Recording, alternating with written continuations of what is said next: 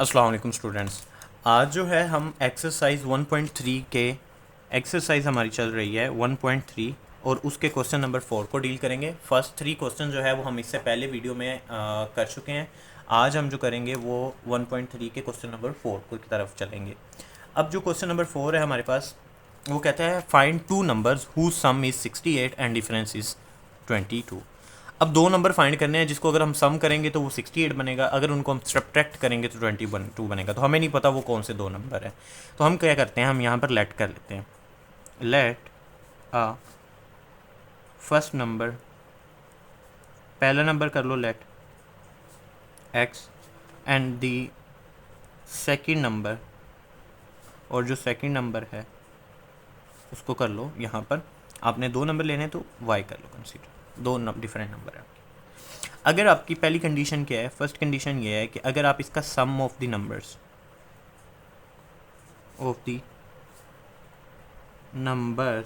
Is equal to 68, तो अगर आप इनका सम करते हो तो आपका किसके बराबर आता है, 68 के। तो यहाँ पे दो सम कर लो इसका, x plus Y is equal to 68। और अगर आप इसका क्या करते हो, डिफरेंस लेते हो, तो मैथमेटिक्स में difference of the number is 22। तो हमारे पास जो मैथ में डिफरेंस का मतलब क्या होता है, माइनस करना। तो यानी कि अगर हम x माइनस वाई करेंगे तो वो बराबर हो जाएगा 22 के। अब ये दो इक्वेशंस आ गई आपके पास, इसको सिंपली आपने क्या करना है, ऐड कर देना है एक दूसरे के अंदर। तो एडिंग इक्वेशन 1 एंड 2, इसको इक्वेशन 1 कह दो, ठीक है, और इसको इक्वेशन 2 कह दो। तो हमारे पास क्या आ जाएगा, x plus Y is equal to 68, x minus Y is equal to 22। तो अगर हम ऐड करें यहाँ पे देखें तो y से कैंसिल हो गया, तो हमारे पास रह गया x इज इक्वल टू, ये इसमें ऐड हो जाएगा, तो ये 10 और ये 8 और ये 9, तो ये हमारे पास बन जाएगा 9। ठीक है स्टूडेंट्स, तो यहाँ पर हमारे पास x की वैल्यू आ जाएगी, फर्स्ट नंबर आ जाएगा। अब सेकंड नंबर फाइंड आउट करने के लिए हम यहाँ पर क्या करेंगे, x हमारे पास यहाँ पर आ गया है 2x, सॉरी ये भी 1 और ये भी 1, ये बन जाएगा 2x। अब यहाँ पे x निकाल लो, तो 90 ओवर, ये मल्टीप्लाई और इधर जाके क्या हो जाएगा, डिवाइड, तो ये हमारे पास आ जाएगा 45। अब हमने क्या करना है, हमारे पास x आ गया, अब हमने y फाइंड करना है। उसके लिए हम क्या करेंगे, इनमें से किसी वैल्यू के अंदर पुट कर दो। लाइक मैं इसको जो है वो इस वैल्यू में पुट कर देता हूँ, तो मैं कह देता हूँ पुट इट इन इक्वेशन 1। तो 1 इक्वेशन क्या थी, x plus Y is equal to 68। तो x हमारे पास क्या आ गया है 45, y हमने फाइंड करना है और यह है 68, y इज इक्वल टू 68, ये उधर जाके हो जाएगा माइनस, तो 68 माइनस 45, तो 23। तो y का आंसर क्या आ जाएगा हमारे पास 23। तो इट्स मीन वो जो दो नंबर हैं जो कि हमें कहा गए थे, टू नंबर्स जो हैं वो हैं हमारे पास 45 और 23। अगर आप इनका सम करोगे तब भी वो 68 के बराबर आएगा, आप कर सकते हो 45 प्लस 23। अगर आप इनका जो है वो सब्ट्रैक्ट करोगे -23, तो ये 22, तो तब भी हो आएगा। तो इस तरह जो है ये हमारा क्वेश्चन नंबर 4 सॉल्व हो जाता है। अब हम चलते हैं अपने क्वेश्चन नंबर 5 की तरफ। स्टूडेंट्स, जो क्वेश्चन नंबर 5 है इसमें उन्होंने कहा हुआ है कि the weather in Lahore was usually warm during the summer of 2024 के अंदर जो उसका टेम्परेचर है वो लाहौर का वो वार्म है। And the TV news reported that the high temperature is 40, सबसे ज़्यादा हाई टेम्परेचर यहाँ पे उन्होंने कहा है टीवी न्यूज़ के मुताबिक 48 सेंटीग्रेड है। By using the formula Fahrenheit में इसको कन्वर्ट करना है, आपको सेल्सियस में दिया हुआ है। फ़ारेनहाइट, सेल्सियस, केल्विन, ये डिफरेंट टाइप ऑफ स्केल्स होते हैं जिनके थ्रू हम मैयर कर रहे होते हैं। इन सब के जो वैल्यूज़ की मैयरिंग की वेज है वो चेंज होते हैं। सो हम जो है हमारे पास सेल्सियस है, उसको फ़ारेनहाइट में कन्वर्ट करना है, और इवन आपको फार्मूला भी दिया हुआ है, तो इसमें कोई इतना मुश्किल बात ही नहीं रहती। तो आपके पास टेम्परेचर इन लाहौर कितना है, सोल्यूशन करते हैं इसका हम। सोल्व टेम्परेचर इन लाहौर आपके पास है 48 सेंटीग्रेड। टेम्परेचर लाहौर में आपका 48 सेंटीग्रेड। टेम्परेचर अब हमने निकालना है इन फ़ारेनहाइट, टेम्परेचर हमने निकालना है फ़ारेनहाइट। तो उसके लिए फार्मूला यूज़ होगा, यहाँ पर कौन सा फार्मूला यूज़ होगा, फ़ारेनहाइट इज़ इक्वल टू 9/5, ये आपको गिवन होगा, प्लस 32। तो देन हम यहाँ पर इसको क्या करेंगे, 9/5 मल्टीप्लाई बाय सी की वैल्यू यहाँ पे हमें क्या दी गई है, सी की वैल्यू हमें दी हुई है 48, प्लस 32। तो बेटा आप इसको कैलकुलेटर पे क्या कर सकते हो, करने के बाद जब आप सॉल्व करोगे इसको, यहाँ पे मैं इसको मल्टीप्लाई कर देता हूँ तो ये हमारे पास आ जाएगा 432/5 प्लस 32। तो यहाँ पर इसको इस पर डिवाइड कर दो, डिवाइड करोगे तो आपके पास आ जाएगा 86.4 प्लस 32।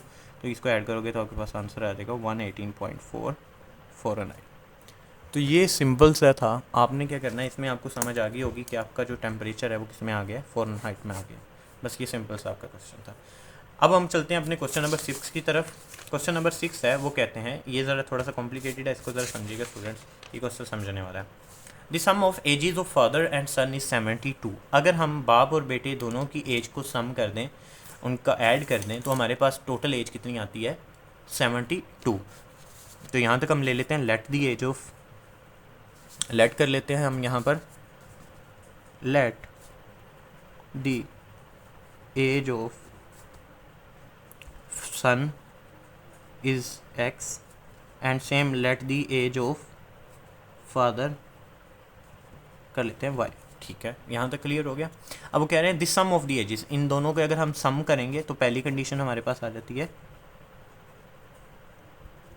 अगर हम इन दोनों की this sum of the ages is 72, इन दोनों की एजेस को अगर हम सम करेंगे तो वो किसके बराबर आएगी, 72 के। ठीक है, अब नेक्स्ट वो क्या कहते हैं, 6 year ago the father age was 2 time the son age. तो 6 ईयर अगो हम फादर एज भी लिख लेते हैं और सन एज भी लिख देते हैं। तो age of father 6 year ago, अब 6 साल पहले तो उसकी ओरिजिनल जो है एज, उससे 6 ईयर माइनस कर देंगे तो वो पहले की एज आ जाएगी। तो ओरिजिनल थी y, माइनस कर दोगे 6 ईयर्स तो आपके पास आ जाएगी। सेम एज आप बेटे के साथ भी करें तो age of son 6 year ago, 6 साल पहले, तो ये x माइनस 6 आप कर दोगे। सेम एज, क्योंकि 6 साल पहले माइनस इसलिए कर रहे हैं क्योंकि वो पहले की बात कर रहे हैं, बाद में होती तो हम ऐड करते हैं यहाँ पे। तो 6 ईयर अगो है तो हम यहाँ पे माइनस कर देंगे। यहाँ तक क्लियर है स्टूडेंट। अब आपने समझना है 6 year ago of father age, तो हम इसकी सेकंड कंडीशन को लिखेंगे यहाँ पे, सेकंड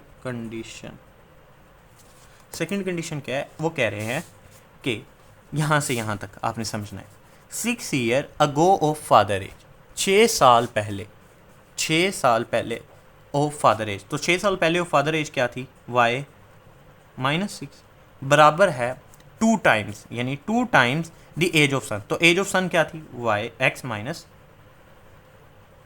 6। ये क्वेश्चन आपको समझनी पड़ेगी। 6 year ago the father age, ये लिख दी, 6 ईयर अगो फादर एज क्या थी, y minus 6, and son age क्या थी, x माइनस 6। उससे क्या है वो 2 टाइम्स है, तो इसलिए हमने यहाँ पर क्या लिख दिया, 2 ऐड कर दिया है यहाँ पे। तो ये बन जाएगा y minus 6 is equal to 2 को मल्टीप्लाई किया 2x माइनस 12। तो यहाँ पर ये बन गया हमारे पास। अब इसको फर्दर हम सोल्व कर लेते हैं। अगर इसको हम देखें x वाली वैल्यूज़ को एक तरफ ले जाएं, xy वाली को, तो इसको उठा के इधर ले आएँ, या हम यहाँ पे कर लेते हैं 2x, ये तो लेट्स सपोज उधर गई थी y हो जाएगा, और इसको उठा के इधर ले आए तो ये माइनस 6 प्लस 12 हो गया। तो ये बन जाएगा 2x माइनस वाई, तो 12 में से 6 गए तो हमारे पास रह जाएगा 6। अब हमारे पास आ गई हैं 2 इक्वेशंस। एक इक्वेशन बन गई है ये वाली, इक्वेशन नंबर 1 कह दो इसको, और एक हमारे पास बन गई है, इसको कह दो इक्वेशन नंबर 2। 2 इक्वेशन बन गई। अब क्या करो, ऐड कर दो इक्वेशन 1 को इक्वेशन 2 के अंदर। तो यहाँ पे लिख लेते हैं ऐड इक्वेशन 1 एंड 2। तो 1 और 2 को हम ऐड कर लेते हैं। 1 हमारे पास है x plus Y is equal to 72, और सेकेंड है 2x minus Y is equal to 6। तो यहाँ पे देखो तो हमारे पास जो ये y है ये आपस में हो जाएंगे कैंसिल, तो ये बन जाएगा 3x, 1x और 2x, 3x is equal to 76 में इसको ऐड करो तो 78 बन जाएंगे। अब नेक्स्ट यहाँ पर हम देखें तो 3 यहाँ मल्टीप्लाई हो रहा है, उधर जाके क्या हो जाएगा डिवाइड, तो 78 को डिवाइड कर दो 3 के ऊपर तो आपके पास आ जाएगा 26। तो x की वैल्यू आ जाएगी आपके पास 26, यानी कि बेटे की एज जो है वो है 26। लेकिन आपको लास्ट पे अब आपने पढ़ना है what was the age of son 6 year ago. 6 year ago अगर हम लिखें तो यहाँ पे हम देखें तो 6 ईयर अगो सन एज, तो हम क्या करेंगे 26 माइनस 6, तो क्या हो जाएगी 20 ईयर्स हो जाएगी। तो इस तरह हमारा सिक्स वाला क्वेश्चन भी सोल्व होता है। इसमें ये वाला पोर्शन थोड़ा सा डिफिकल्ट है, इसलिए वीडियो को पॉज करके दोबारा इसको समझ के जाइएगा स्टूडेंट। ये वाला अगर आपको समझ आ गया तो फिर आपके जो है वो गलती की कोई चांस नहीं रहेगा। अब हम चलते हैं अपने क्वेश्चन नंबर 7 की तरफ। क्वेश्चन नंबर 7 है हमारे पास, मिरहा बोट अ टॉय 1500 रुपये का एंड सोल्ड 1520 का। एक मिरहा ने एक खिलौना खरीदा है 1500 रुपये का, उसको सेल कर दिया 1520 का। वट वर हर प्रॉफिट, उसको कितना बेनिफिट हुआ है, प्रॉफिट कितना हुआ है, और उसकी परसेंटेज भी निकालनी है हमने। ठीक है, तो हम यहाँ पर क्या करेंगे, कॉस्ट ऑफ टॉय लिखेंगे पहले। Solution cost of toy, cost of toy RS 1500 और सोल्ड यानी कि सेल कितने का किया है, सोल्ड प्राइस ऑफ टॉय तो वो है RS 1520। प्रॉफिट, तो प्रॉफिट के लिए फार्मूला होता है sale price minus cost price. तो सेल प्राइस हमारे पास थी 1520 माइनस कॉस्ट प्राइस थी 1500, तो हमारे पास आया 20 रुपीज़। ये 20 रुपीज़ प्रॉफिट हुआ है। अब जो प्रॉफिट हुआ है उसकी परसेंटेज निकालनी है, तो आप क्या करोगे, यहाँ पर जो 20 है हमारे पास है, इसका आंसर है, उसको परसेंटेज की फॉर्म में लिखना है। तो हम यहाँ पर क्या करेंगे, 20 डिवाइडेड बाय, यहाँ पे हमारे पास ये फार्मूला बनेगा sale price minus cost price, profit over cost price multiply bye, हाँ, तो यहाँ पे प्रॉफिट परसेंटेज का जो फार्मूला बनेगा, परसेंटेज का फार्मूला है हमारे पास profit over cost price multiply by 100। तो प्रॉफिट है 20, कॉस्ट प्राइस थी 1500 रुपये, मल्टीप्लाई बाय 100, तो यहाँ पे मल्टीप्लाई कर देना है 100 के साथ। तो यहाँ पे जब आप इसको करोगे कैलकुलेटर पे सोल्व, यानी कि मैं 20 को कर दूँ मल्टीप्लाई 100 के साथ, डिवाइड कर दूँ 1500 के साथ 1.33, तो यहाँ पे लिख दो 1.33% जो है वो प्रॉफिट आया है, प्रॉफिट परसेंटेज आई है। यही आपका आंसर है इसका जी। नेक्स्ट क्वेश्चन की तरफ चलते हैं। हमारा नेक्स्ट क्वेश्चन है क्वेश्चन नंबर 8 और फिर हम 9 है, 2 क्वेश्चन रह गए हैं। तो क्वेश्चन नंबर 8 है the annual income of Tayyab. Tayyab की जो एनुअल इनकम है वो है 9,60,000 and with expected values is, exempted values जो है अमाउंट है वो है 1,30,000। तो आपने क्या करना है, सबसे पहले इसका गिवन डाटा लिख लेना। सोल्यूशन लिखेंगे हम यहाँ पे, सोल्यूशन में हम लिख लेंगे कि annual income of Tayyab, annual income of Tayyab, तो एनुअल इनकम कितनी है तैयब की हमारे पास 9,60,000। ठीक है, फिर जो है एग्जेम्प्टेड वैल्यू अमाउंट्स कितनी है,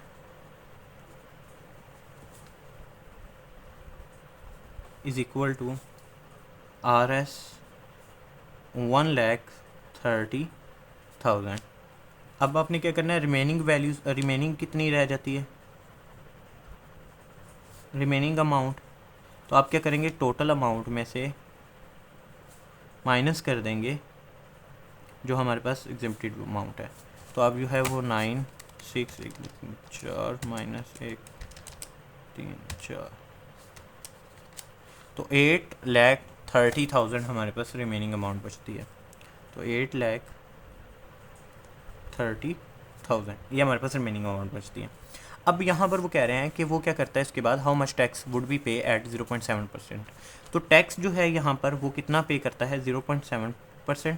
तो आपने अब बताना है वो कितनी अमाउंट है, तो उसके लिए आप कितनी अमाउंट में, टोटल अमाउंट में वो टैक्स पे कर रहा है, तो उसके लिए आपने यहाँ पर फार्मूला यूज़ करना है कि आपने क्या करना है, इसकी टोटल अमाउंट को जो रिमेनिंग रही है मल्टीप्लाई कर देना है 0.75 से, और ये परसेंटेज में है तो परसेंटेज ख़त्म करने के लिए 1/100 से करते होते हैं, तो ये आपने कर देना है। सेम है हम यहाँ पे वही करेंगे, 83 मल्टीप्लाई बाय 0.75 डिवाइडेड बाय 100। तो हमारे पास रह जाती है वैल्यू यहाँ पे स्टूडेंट्स आप देख सकते हो 6225। तो ये जो है वो उसके पास जो है वो टैक्स की अमाउंट आ जाती है। क्वेश्चन नंबर 9 लास्ट क्वेश्चन है हमारे पास। क्वेश्चन नंबर 9 क्या कहते हैं, find the compound markup of 3,75,000 in 1 year. एक साल में टाइम हमें दिया हुआ है 1 साल एंड द रेट है उसका 14%, और जो हमारे पास कंपाउंड मार्कअप है वो है हमारे पास 3,75,000। तो हम यहाँ पर इसको डायरेक्ट सोल्व करते हैं। गिवन हमें दिया हुआ है कंपाउंड मार्कअप को हम रिप्रेजेंट कर लेते हैं कंपाउंड मार्कअप को P से।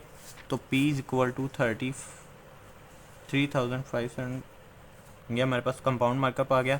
टाइम हमें दिया हुआ है कितना, 1 ईयर का, तो 1 ईयर का लिख लेते हैं। और रेट कितना दिया हुआ है, rate of compound markup is equal to 14%। तो वो हमें कितना दिया हुआ है, 14% दिया हुआ है।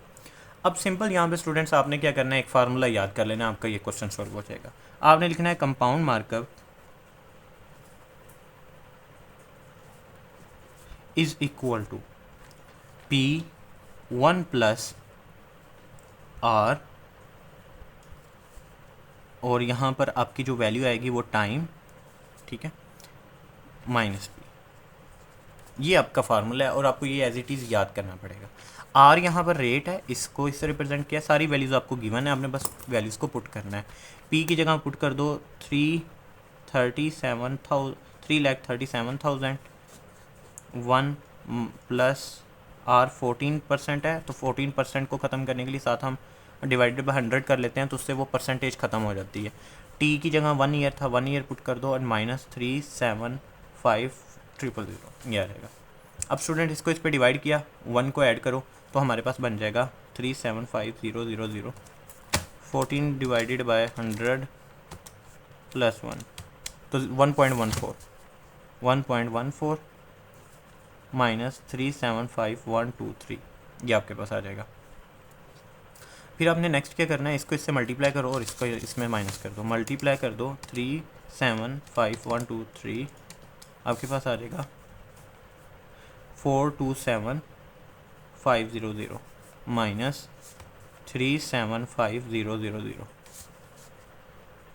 माइनस यहाँ पे हम कर लेते हैं 427,500 -37,523, तो हमारे पास आ जाती है अमाउंट 52,500